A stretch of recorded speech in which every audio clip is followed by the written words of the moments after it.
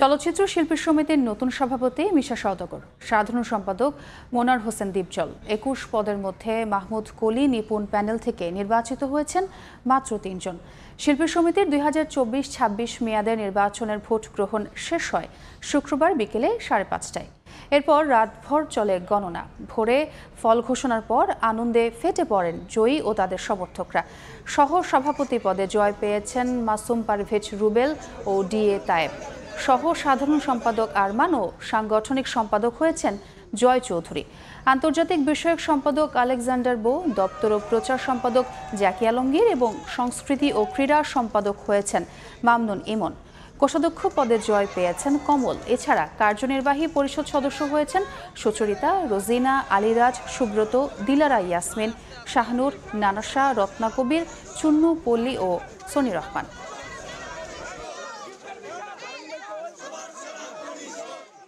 এইভাবে চলুক সুন্দর মতো। আমার প্রথম ইচ্ছা ছিল যে আমরা মিলেমিশে একটা শিল্পী সমিতি করব এবং আমি আশা করি যে সবারই প্রয়োজন। ভালো সুন্দরভাবে নির্বাচন করেছেন। আমরা সবাই মিলে একভাবে থাকতে চাই। আমরা কোনো ভাগাভাগি চাই না, আমরা সবাই এক। I am really honoured. আমি ধন্যবাদ দিব যেসব শিল্পীরা আমাকে এত সম্মানিত করেছেন। এবার নির্বাচনটা সুষ্ঠু এবং সুন্দরভাবে হয়েছে। তো দিন শেষে একদম ঝামেলাহীনভাবে একটা সুন্দর নির্বাচন আমরা দেখলাম।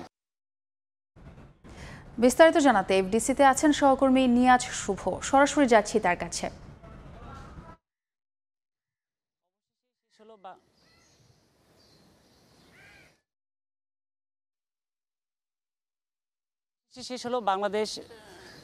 অবশেষে শেষ হলো বাংলাদেশ চলচ্চিত্র শিল্পী সমিতির দ্বিবার্ষিক নির্বাচন।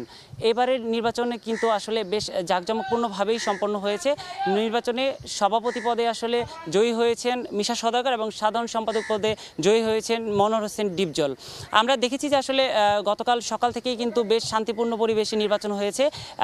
সারা রাত কিন্তু আসলে ভোট গণনার কাজ চলেছে এবং ভোটার থেকে শুরু করে প্রার্থী তারা প্রত্যেকেই কিন্তু আসলে ভোট গণনার দিকে তাকিয়েছিলেন যে আসলে কারা নির্বাচনে এবার জয়ী হবে এবং আগামী 2 বছরের জন্য চলচ্চিত্র শিল্পী সমিতিকে কারা নেতৃত্ব দিবে সেটি জানতে কিন্তু আসলে উৎসাহের কমতি ছিল না। আজ সকাল 6:30টার দিকে কিন্তু প্রধান নির্বাচন কমিশনার খুরশেদুল আলম খসরু বিজয়ীদের নাম ঘোষণা করেছেন। সেখানে আসলে আমরা জানতে পেরেছি সংখ্যাগরিষ্ঠ অর্থাৎ 21 সদস্যের মধ্যে 18 সদস্য হচ্ছে মিশা এবং দীপজল প্যানেল থেকে এবং বাকি নিপুণ এবং মাহমুদ কুলি প্যানেল থেকে কিন্তু 3 জন বিজয়ী হয়েছেন। আমরা বিজয়ীদের নাম ঘোষণা করার পরে দেখেছি যে আসলে যারা বিজয়ী হতে পারেননি তারা কিন্তু সভাপতি এবং সেক্রেটারিকে মালা পরিয়ে বরণ করে নিয়েছে এবং কি তারাও যারা পরাজিত হয়েছেন তাকে বরণ করে নিয়েছেন। অর্থাৎ নিপুণের গলায়ও কিন্তু আসলে মিশা এবং দীপজল মালা পরিয়ে একসঙ্গে কাজ করার একটি প্রতিশ্রুতি দিয়েছেন।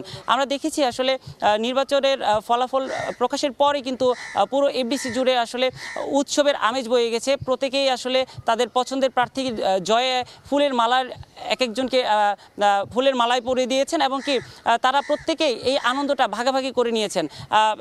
নবনির্বাচিত সভাপতি মিশা সওদাগর আসলে জানিয়েছেন তিনি সবসময় শিল্পীদের কল্যাণে কাজ করেছেন এবং তিনি শিল্পীদের নিয়েই কাজ করতে চান।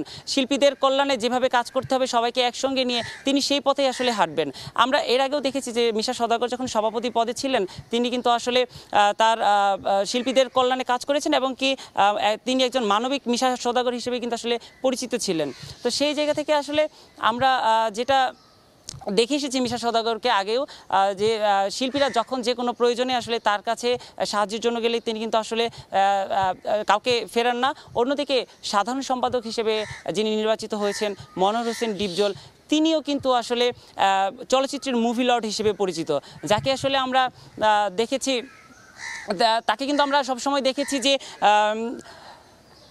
চলচ্চিত্রের কল্যাণে কাজ করে যাওয়া, সিনেমার কল্যাণে কাজ করে যাওয়া। তিনি অভিনয়ের পাশাপাশি